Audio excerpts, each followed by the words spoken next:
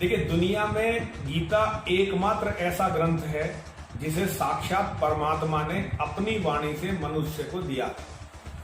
दुनिया में जितनी भी किताबें हैं, केवल उनमें गीता ही एक ऐसी किताब है जिसके बारे में ये दावा पूर्ण सत्यता के साथ किया जा सकता है कि उसे परमात्मा ने मानव को दिया है। बाकी आप किसी भी धर्म की किताब को देखिए, जैसे हमारे यहाँ वेद हैं, वेदों का सार ही गीता है, लेकिन वेद अलग अलग महात्माओं ने अलग अलग समय चक्र में वेदों के जो उनके श्लोक और मंत्र हैं उनकी रचनाएं की हैं। वेदों की ऋचाओं की रचना अलग अलग कालखंड में हुई है। रामायण की जो रचना हुई है वो भगवान का चरित्र उसमें दर्शाया गया है, लेकिन उसकी रचना करने वाले जो हैं, उसे लिखने वाले जो हैं महर्षि वाल्मीकि है। बाद में हजारों विद्वानों ने, जिसमें तुलसीदास जी भी हैं, रामायण को अपने अपने तरीके से लिखा है। दुनिया में और भी धर्म है, केवल ये नहीं कि सनातनी धर्म है। सनातन वैदिक धर्म तो एक धर्म है ही, लेकिन जो अलग अलग पंथ हैं उसमें से एक पंथ है इस्लाम का।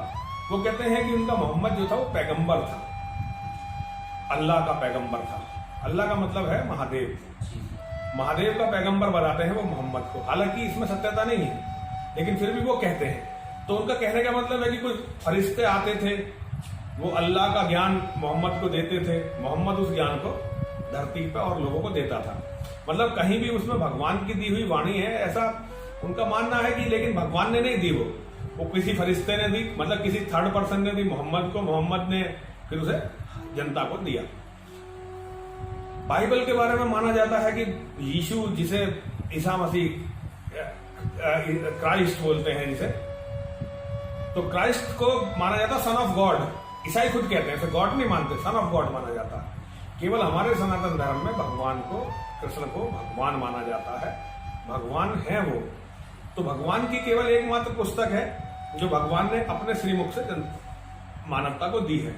और एक बात मैं आपको बताना चाहता हूं, अनिल जी, आप गीता का अध्ययन करें, गीता का अध्ययन करने के बाद आप पुराण का अध्ययन करें, बाइबिल का अध्ययन करें, और जितने भी पंथ या जितनी भी आध्यात्मिक पुस्तक है, यहां तक कि चाणक्य नीति का अध्ययन करें, आप गुरु ग्रंथ साहिब का अध्ययन करें, जैन साहित्य का अध्ययन करें, बौद्ध साहित्य का अध्ययन करें। आप जिस भी ग्रंथ का अध्ययन करेंगे आपको पाएंगे उसमें कुछ ना कुछ गीता से जरूर लिया गया है।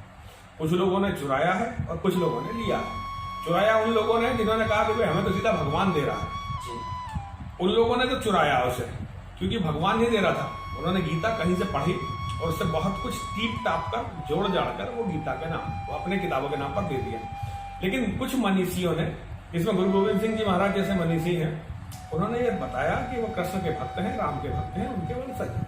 तो उन्होंने वो सादर पूर्वक वहां से ज्ञान लिया, मनन किया, चिंतन किया, और उसके बाद उन्होंने अपनी पुस्तकों में उसे रखा। तो ये गीता को जब तक आप नहीं पढ़ेंगे, आप धर्म के बारे में नहीं जान पाएंगे, आप अध्यात्म के बारे में नहीं जान पाएंगे, एक मनुष्य का कर्तव्य क्या है इसके बारे में नहीं जान पाएंगे। दुनिया में गीता एकमात्र ऐसी पुस्तक है जो वैज्ञानिक रूप से बिल्कुल प्रमाणिक है। गीता में कोई पाखंड नहीं है, गीता में कोई चमत्कार नहीं है। गीता एक संविधान है मानवता का, संपूर्ण मानवता का। जीवन को कैसे जीना चाहिए, जीवन में क्या करना चाहिए, क्या नहीं करना चाहिए, कैसे करना चाहिए, कैसे नहीं करना चाहिए, यानी कि दैनिक जीवन पे भी दैनिक प्रभाव डालती है। हर चीज के बारे में गीता जो है। देखिए, आपके जीवन में कोई भी समस्या है जी, तो किसी भी तरह की समस्या है, आप कभी भी उस समस्या के बारे में चिंतन करते हुए गीता को पढ़ने के लिए बैठ जाइए। थोड़ी देर आप गीता को पढ़ेंगे तो आपको पता चलेगा कि अरे ये जो श्लोक है ये तो भगवान ने जो है मेरी समस्या के बारे में ही बोला है, और आपको लगेगा कि शायद परमात्मा आप ही की समस्या का सोचते हुए गीता का ज्ञान दे रहे थे। तो गीता सारी समस्याओं को सुलझाने में समर्थ है। और देखिए, पूरी दुनिया में जो चीज दुनिया का कारक है, जो चलाने वाली चीज है, वो है नेगेटिव एनर्जी और पॉजिटिव एनर्जी। नेगेटिव एनर्जी का मतलब है जो आसुरी शक्तियां हैं, जो दुष्ट शक्तियां हैं, जो मानवता का, पर्यावरण का, प्रकृति का जो समाप्त करना चाहती है, तो नुकसान पहुंचाना चाहती है। पॉजिटिव एनर्जी का मतलब है धनात्मक ऊर्जा, जो आपके जीवन में अच्छाई लाती है, जो पृथ्वी को अच्छा बनाती है, जो पर्यावरण को अच्छा बनाती है। तो ईश्वरीय शक्ति को हम पॉजिटिव एनर्जी बोलते हैं और आसुरी शक्तियों को हम नेगेटिव एनर्जी बोलते हैं। तो जहां गीता का पाठ होता है वहां से नेगेटिव एनर्जी स्वतः ही समाप्त होती है और पॉजिटिव एनर्जी उस घर में अपने आप आती है। गीता का पाठ न करने से ही हिंदुओं का ये जो सनातन धर्म का इतना ह्रास हुआ है और सनातन धर्म का इतना नुकसान हुआ है। लेकिन गुरु जी कुछ पंडित और कुछ तथाकथित धर्मगुरु ये बताते हैं कि यदि गीता का पाठ घर में बैठ के किया जाए और गृहस्थी लोग जो हैं यदि गीता का पाठ करेंगे तो वे वैराग्य को प्राप्त हो जाएंगे, तो इसमें कितनी सच्चाई है? ये तो एक मजाक है, और ये अज्ञानियों ने या उन लोगों ने जो जानबूझकर मूर्खतापूर्ण तरीके से जो है हिंदुओं का पागल बनाना चाहते थे, उन्होंने इस तरह की अफवाह फैलाई है। बहुत सारे देखिए, एक गीता की पहले उत्पत्ति को समझिए, गीता की उत्पत्ति हुई कहाँ है? गीता की उत्पत्ति हुई है महाभारत के युद्ध में। महाभारत के युद्ध में जो उस युद्ध का महानायक है अर्जुन, जो महावीर है, वो जिसके भगवान स्वयं सारथी बने, जिसके सारथी भगवान श्री कृष्ण बने हैं, वह है महानायक जब सामने अपने अपने परिजनों को देखता है, अपने गुरुजनों को देखता है, अपने गुरु भाइयों को देखता है, तो उसके मन में ये आती है कि मैं इस लड़ाई को नहीं लड़ूंगा, और उसके मन के अंदर एक वैराग्य आता है, वैराग्य आता है, और वो कहता है कि मैं भीख मांगकर खाना उचित समझूंगा, अपने लोगों के खून में सने हुए अन्न को खाने की अपेक्षा भीख मांगकर खाना उचित समझूंगा, और वो उस युद्ध के मैदान को छोड़कर जाने लगता है। ऐसे में भगवान श्री कृष्ण उसे बताते हैं कि उसका कर्तव्य क्या है और उसे क्या करना चाहिए। एक व्यक्ति जो वैराग्य लेने के लिए आतुर है, वो अपने कर्तव्य को भगवान की गीता के ज्ञान को प्राप्त करने के बाद अपने कर्तव्य को समझता है और अपने समय के सबसे बड़े युद्ध को लड़ने के लिए तैयार होता है। तो कर्तव्य की तरफ ले जाने वाली पुस्तक का नाम गीता है, वैराग्य की तरफ नहीं, कर्तव्य की तरफ। भगवान ने पूरी गीता में सबसे ज्यादा श्रेष्ठ मार्ग कर्तव्य के पालन को माना है। हर व्यक्ति का जो करणीय कर्तव्य है, यदि वह उस कर्तव्य को पूरा नहीं करता तो भगवान ने उसे अपराधी माना है। देखिए, एक और भी बहुत बड़ा कारण है, हमारा देश बहुत समय तक विदेशियों का गुलाम रहा है। हमारे जिन विदेशियों को हम मूर्ख समझते रहे, जिन विदेशियों को हमें ये लगता रहा कि ये जानते नहीं है, इन लोगों को इन बातों का ज्ञान नहीं है, ये कम पढ़े लिखे लोग हैं, वास्तव में वो लोग बहुत सातिर थे। वो ये समझ गए थे कि भगवान कृष्ण की गीता यदि हिंदुओं के मन में रहेगी तो हिंदू को कभी भी परमानेंट डिफीट नहीं दी जा सकती। आप हमेशा के लिए हिंदू को पराजित नहीं कर सकते। जिसके मन में भी गीता आ जाएगी वो फिर कभी पराजित हो ही नहीं सकता। वो जीतेगा, वो विजय की तरफ जाएगा और विजय उसके कदमों को चूमेगी। तो उन्होंने कुछ षड्यंत्र किए, उन्होंने कुछ ब्राह्मणों से कुछ धर्मगुरुओं को तोड़ा, पैसे देकर या लालच देकर या डराकर धमकाकर, जैसे भी किया, और उन्होंने हिंदू धर्म के साथ इतना बड़ा खिलवाड़ किया। और इसमें तो उनसे ज्यादा उन लोगों का है जिन्होंने इस खिलवाड़ को स्वीकार करके जनता के ऊपर थोपा। उन्होंने ये अफवाह फैलाई कि अगर तुम गीता पढ़ोगे तो बच्चा बैरागी हो जाएगा, महाभारत पढ़ोगे तो घर में झगड़ा हो जाएगा, क्योंकि हिंदू के मन के शौर्यता, वीरता, शौर्य, पराक्रम, पुरुषार्थ को निकालना था। हिंदू को एक सब्जी की तरह बना देना था। देखिए, हिंदू का मर्द, देखिए, हिंदू कभी किसी का दास नहीं होता। आप अगर मुस्लिम आक्रमण से पहले भारत का कोई भी ग्रंथ पढ़ेंगे तो वो ग्रंथ दास भाव से लिखा हुआ नहीं है। सारे ग्रंथ हमारे शौर्य और वीर भाव से लिखे हुए ग्रंथ हैं। एक भी ग्रंथ आप हमारा हिंदू का आप ढूंढ ही नहीं सकते जो दास भाव से लिखा गया हो। ये दास भाव कब आया? दास भाव जब आया जब हमने विदेशियों को अपना माई बाप मान लिया। हमारे यहाँ जिस समय विदेशी यहाँ कत्लो गारत कर रहे थे, उस समय हमारे महात्मा उनसे पैसे लेकर अपना धर्म प्रचार कर रहे थे, और जब बड़े गर्व से कहते थे कि हम तो मुसलमानों के दरबारों में भी पूजित हैं, जबकि वो पूजित नहीं थे, वो तो एक गुलाम थे। तो गुलाम बिल्कुल दास थे उनके, और उन्होंने हमारे अंदर के वीर भाव को मारा। आज भी हिंदू अगर कहीं अपने धर्म पर आक्रमण देखकर लड़ने के लिए नहीं खड़ा होता तो उसके सबसे बड़ा कारण है कि कहीं भी उसके मन में गीता का भाव है ही नहीं। भगवान श्री कृष्ण के जीवन से आपको ये देखना पड़ेगा। देखिए, भगवान श्री कृष्ण ने कौरव की सभा में जब दुर्योधन ने कहा कि सुई के बराबर, सुई की नोक के बराबर भूमि भी मैं ये बिना युद्ध के नहीं दूंगा, तो भगवान श्री कृष्ण ने कह दिया अब तेरा विनाश होगा, जितने भी लोग मारे जाएंगे तू उनकी मृत्यु का जिम्मेदार होगा। और वहीं पे युद्ध घोष को तय कर वो वहां से उठे। आप भगवान श्री कृष्ण के जीवन में देखेंगे तो उन्होंने किसी भी दुष्ट को जीवित नहीं छोड़ा। कोई भी ऐसा दुष्ट नहीं था जिसका उन्होंने दंड ना दिया हो। अच्छी शक्ति को प्रोत्साहित करना और हर अन्याय के सामने खड़ा होना, ये श्री कृष्ण के भक्तों का एक चरित्र होना चाहिए। लेकिन अब उनके जीवन में क्योंकि गीता नहीं है तो वो श्री कृष्ण को समझ ही नहीं सकते। तो गीता का ये एक षड्यंत्र था। हिंदू समाज उस षड्यंत्र का शिकार हुआ और इसी षड्यंत्र के कारण हिंदू समाज की वर्तमान ये दुर्दशा हुई। और ये आप जैसा अभी बता रहे थे कि आपने भी ये बात दोहराई कि लोगों ने एक बात कहनी शुरू कर दी कि यदि महाभारत को घर में रखेंगे या पढ़ेंगे तो घर में कलह हो जाएगा। और मैं देखता हूँ कि आप जब भी गीता सुनाते हो या बोलते हो तो उसमें कहीं ना कहीं महाभारत का वृत्तांत बताते हो। जी जी। तो महाभारत और गीता का आपस में क्या संबंध है और क्या घर में महाभारत पढ़ने से या रखने से गृह कलेश होता है? देखिए, सबसे पहली बात, महाभारत को घर में ना रख दे। देखिए, रखने से किसी ग्रंथ को रखें या ना रखें इससे कोई फर्क नहीं पड़ता। जब तक उस ग्रंथ को पढ़ा नहीं जाता उसकी कोई वैल्यू नहीं है। हमारे यहाँ हिंदुओं में सबसे बड़ी कमी ये आ गई कि हम ग्रंथ लाते हैं, उसे लाल कपड़े में लपेटते हैं और पूजा के स्थान पर रख देते हैं। इसका कोई महत्व नहीं है, इसका कोई महत्व नहीं होता। ऐसे ग्रंथ को रखने से कोई महत्व नहीं होता। हाँ, पढ़ने की बात है। जिस घर में महाभारत नहीं पढ़ी जाती, जिस घर में रामायण नहीं पढ़ी जाती, उस घर का विनाश होता है, उस घर का नाश होता है। महाभारत पढ़ने के बाद उस घर के अंदर पॉजिटिव एनर्जी आती है। महाभारत पढ़ने के बाद आपको पता चलता है कि आपको अपने परिवार में क्या नहीं करना है। लेकिन इसमें बहुत स्पष्ट है।